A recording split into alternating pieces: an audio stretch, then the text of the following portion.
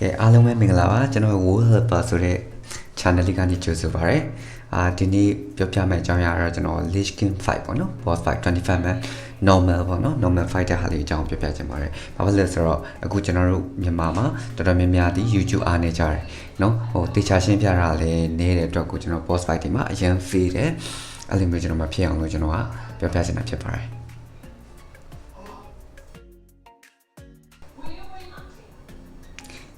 ကဲအဲ့ဒါစလိုက်ကြအောင်နော်ပထမဆုံး first set မှာကျွန်တော် position ယူတဲ့နေရာလေးတွေပြောပြပြနေတာပေါ့နော်ဒီမှာဆိုလို့ရှိရင်ကျွန်တော်တို့ဒီ position လေးအတိုင်းပဲကျွန်တော်ဒီရှီယာ melee ဒီ Lich King ပေးမှရှိမယ် range တွေကျွန်တော်တို့ရဲ့ melee တွေအနောက်မှာရှိမယ်နော်ဒါလေးကတော့ကျွန်တော် position လေးပေါ့ဒီ position ကိုဘာကြောင့်မယူလဲဆိုတာကျွန်တော်နောက်ပိုင်းမှာဆက်လက်ပြီးတော့ပြောပြသွားမှာဖြစ်ပါတယ်တေချာလေးမှတ်ထားပြပါပေါ့နော်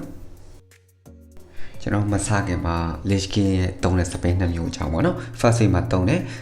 ဘာလို့လဲဆိုပထမဆုံးသူက infest ဆိုပြီးတော့တင်တယ် infest ဆိုတာကျွန်တော်တို့ healer တွေက heal တွေအကုန်လုံးကိုဒီ rate တစ်ခုလုံးပြန်ပြီးတွေးပြအောင် heal ပြရတာနောက်တစ်ခုကကျတော့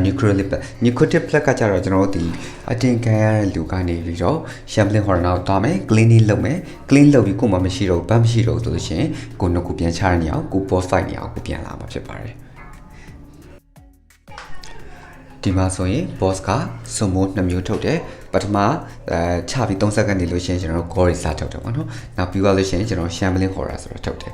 nuclear blood အတင်ခံလူပါဆိုလို့ရှိရင်အခုဒီမှာ melee ဆိုလို့ရှိရင် shambling horror ဖင်နာကိုသွားတယ်ပြီးသွားရင်ကိုနေရာကိုပြန်သွားမယ် range ဆိုဒီလဲထိုးတင်တကောင်းမယ်သွားမယ်သူ့နောက်ကိုသွားမယ်ဖင်နာကိုသွားပြီးပြန်လာမယ်ဒါမျိုးပေါ့နော်ဒါလေးကတော့ကျွန်တော်အခုလက်ရှိကြည့်ကြအောင်ပေါ့နော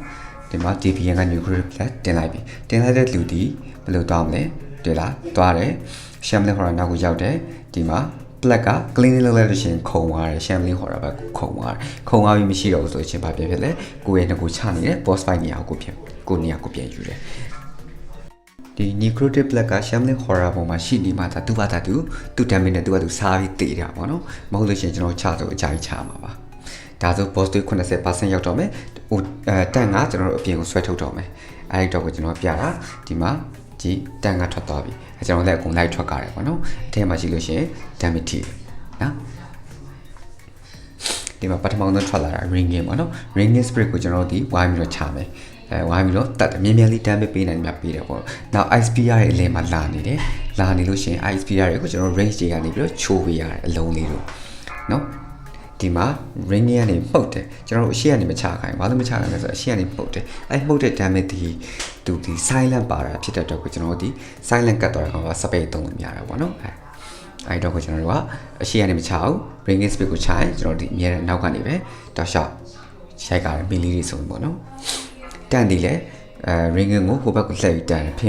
ဖင်ကကျွန်တော်တို့ rate ချရလို့ပေးထားမှာပေါ့နော်နောက်ပြီးတော့ဒီမှာဆိုလို့ရှိရင်ကျွန်တော် define နဲ့ပတ်သက်ပြီးပြောမှာနော်ဒါဆို face chain ဝိုင်း second face ရစရောက်ပြီ second face ရောက်ပြီဆိုတော့ကျွန်တော်ဒီမှာValkyrie လာမယ်ပြီးတော့ရှင် define လာမယ်နော် define ပြီးတော့ရှင်ကျွန်တော် Valkyrie ပြန်လာမယ်ဗျနော်ဒါလေးကသူ့ရဲ့အစီအစဉ်တိုင်းလေးပြီးတော့ရှင် define နဲ့ကတ်တယ် Valkyrie နဲ့ define နဲ့ဒီနှစ်ခုကကတ်တယ်ပေါ့နော်ပထမနှစ်ခုကကွာတယ်ပြီးတော့ရှင် define ရင်လာတယ် define လာကကျွန်တော်ဒီသူ့ရဲ့ sequence တိုင်းဆို Valkyrie ပြန်လာတာပေါ့နော်အဲ့ဒါလေးကိုကျွန်တော်တို့ view site ဖို့ဒီဒုတိယနေရာမှာကျွန်တော်တို့ဒီအရန် white ကြတယ်ဘာလို့ white ကြလဲဆိုလို့ရှိရင်သူတို့ဒီလူတွေကတိတ်ပြီးတော့ define ချရမှာတော့ကြောက်ဒါဆိုကျွန်တော် define ချရမယ့်နေရာလေးပေါ့နော်ဟိုဘက်ဒီဘက်ပုံနဲ့အောက်နဲ့နော်ဒီမှာချတာကြည့်ရမယ်ကျွန်တော်အခုဒီမှာဆိုလို့ရှိရင် Valkyrie ကဆွဲသွားပြီဆွဲသွားပြီဆိုလို့ရှိရင်ကျွန်တော်ဘာလုပ်လဲ damage ကိုတောက်လျှောက်ပေးမယ်မကြခင်မှာကျွန်တော် define လာတော့ပါအဲဒီတော့ define မလာခင်မှာကျွန်တော်ဒီပေးနိုင်မှာပေးမယ် stand slow ရှိမြအောင်ပေးမယ်နော်ဒီမှာ define တလား define DPN နေပြီးတော့ကျွန်တော်ဒီ second ပြည့်သွားဆိုရှင် define တစ်ခေါက်တင်တယ်ဒီတင်လိုက်တဲ့အခါမှာကြည်လိုက်ဒီမှာတင်တဲ့သူဒီဘယ်မှာတတ်ထားမလဲဆိုတော့အောက်ပေါ့နော်အောက်နဲ့အပေါ်နဲ့ဒီနေရာမှာဒါဆိုရှင်အခုဒီမှာကျွန်တော် define ချသွားပြီမြင်နေတဲ့တူပါနော် define လေးဟိုဘက်မှာ define ခွေး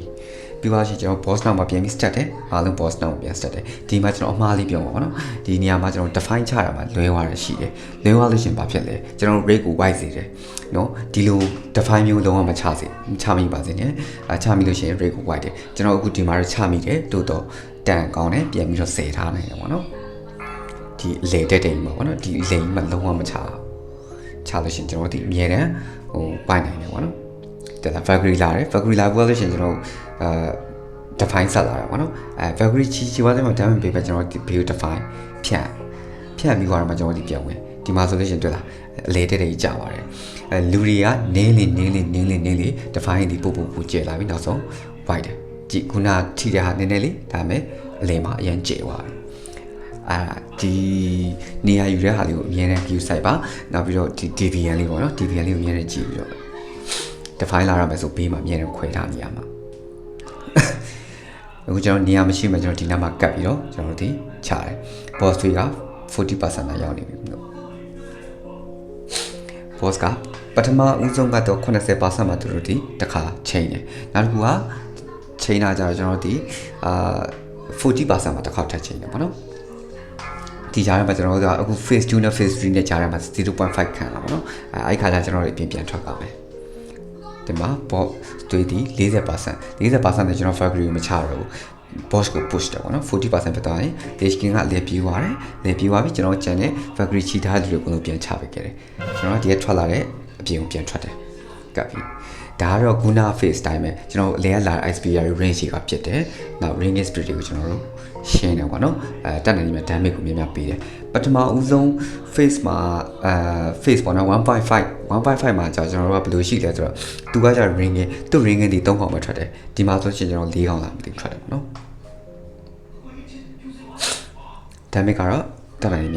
များစစပေးရမှာပေါ့နော်အဲ့ဒါမှကျွန်တော်အထက်ပြောင်းဝင်တဲ့အခါမှာ Lich-King နဲ့ring မရှိတော့ဆိုရှင် Lich-King အမှကျွန်တော်တွားပြီးချရုံပဲဘယ်လိုရှင် Lich-King ကိုတခြား damage မပေးနိုင်ဘူး ring ကိုကတ်ပြီးတော့ပေးနေရ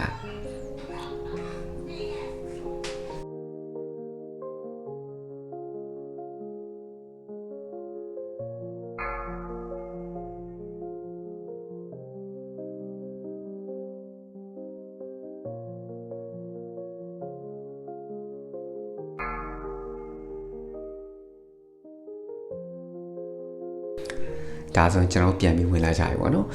သူကအဲ့ဒါရပြိုကျသွားအဲ့မှာစက်နေခဲ့လို့ရှိရင်ကျွန်တော်ပြိုကျသွားမယ် so အဲ့ဒီမှာပထမဆုံးလာမယ် Lich-King က third phase မှာ2မျိုးတောင်းတယ် harvest ဆိုဆွဲတယ် harvest ဆိုဆွဲတဲ့လူကို healer ရဲ့လုပ်ပြရမှာပါလေအကုန်လုံးကိုတွေးပြည့်တဲ့အထိကိုကျွန်တော်ရေးပြရမယ်တဲ့လားဒီမှာ harvest ဆိုတစ်ကောင်ဆွဲသွားဆွဲသွားသူက boss အောက်ကိုရောက်သွားမယ်ရောက်သွားလို့ရှိရင်ကျွန်တော်အဲ့အောက်ကကောင်အသေးရိုက်တက်နော် damage တမရိုက်တက် damage တမမဟုတ်ဘူး healer ဆိုလဲ CC တွေပေးရမှာပေါ့နော်ဒါဆိုလို့ရှိရင် Lich-King ဓာတ်မြောက်ပြီးတော့သူက bind spirit ထုတ်လိုက်တယ်အဲ့ဒါနဲ့ဝေးတဲ့နေရာကိုကျွန်တော်ဒီဟိုဘက်ကိုပြန်သွားပြီးတော့ position ယူရတာပေါ့နော်ဒီကြားထဲမှာသူဒီ define ရှိနေသေးတယ်အဲ့တော့ define လာပြီဆိုတာကျွန်တော်ဒီ suppress out လုပ်ဖို့မမေ့ရဘူးပေါ့နော်မဟုတ်လို့ရှိရင်လည်းဒီ face မှာလည်းဒီ white နေတယ်ပေါ့နော် define ကတော့အဓိကဒီမှာလွယ်သွားပြီ Guna Valkyrie တက်စားလို့ရှိရင်တော့ဒီမှာလွယ်သွားတယ်ဒါဆိုရှင် bind spirit တွေပြန်လာတယ် bind spirit တွေကိုကျွန်တော် UT နဲ့ဒီတန်တွေကပြန်ပြီးစားပြီးရပေါ့နော်ကျွန်တော်ဒီ boss နောက်မှာပဲနေမယ်တန်ကတော့ position ချဖို့ပေါ့နော်အခုဒီဘက်မှာအခု vice spirit တွေထုတ်လိုက်ပြီထုတ်လိုက်ဆိုကျွန်တော်ဘာဖြစ်လဲဟိုဘက်ချောင်းပြန်ဆွဲခေါ်ရမယ်ဒီလိုပဲကျွန်တော်ဟိုဘက်ပြေးလိုက်ဒီဘက်ပြေးလိုက်ဟိုဘက်ပြေးလိုက်ဒီဘက်ပြေးလိုက်နေကျွန်တော် boss ကိုဒီလိုလေးချတာပေါ့နော်အဲ့လိုပုံစံလေးမျိုးနေတော့ချပါတယ်အဓိကကျွန်တော်ဒီ define ထွက်တဲ့ define ကိုခုနလိုမျိုးဒီ out တွေအပေါ်ဆုံးဘက်တွေပေါ့နော်အဲ့လိုမျိုးနှစ်ဖက်တွေမှာကျွန်တော်ခွဲချရတယ်ပေါ့ဒီကိုချနေတဲ့နေရာမှာတော့ define တော့မချမိပါစေနဲ့အဓိက define က rate က white လေးရှိတယ်ပေါ့နော် white လေးရှိရင်ပုံအများနဲ့ white တယ်ပေါ့နော်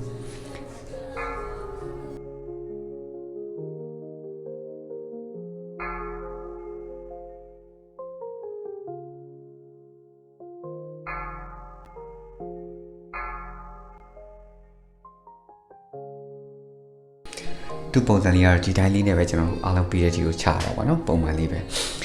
ဒါကတော့ကျွန်တော် DPS တွေအတွက်ကိုကျွန်တော်ပြပြရပါအဓိကတန်အတွက်ကနောက်မှကျွန်တော် guide တစ်ခုထပ်လာမယ်เนาะဒီအခုက DPS တွေတော့မှကျွန်တော်တို့မှာလုံးဝယူတိုင်ပတ်နေတာမျိုးဖြစ်နေတဲ့အတွက်ကိုကျွန်တော်ဒါလေးကိုဟိုလှုပ်လိုက်တာပေါ့နော်တချို့နေရာတွေမရှင်းတာရှိလို့ရှင်လည်းမေးလို့ရပါတယ်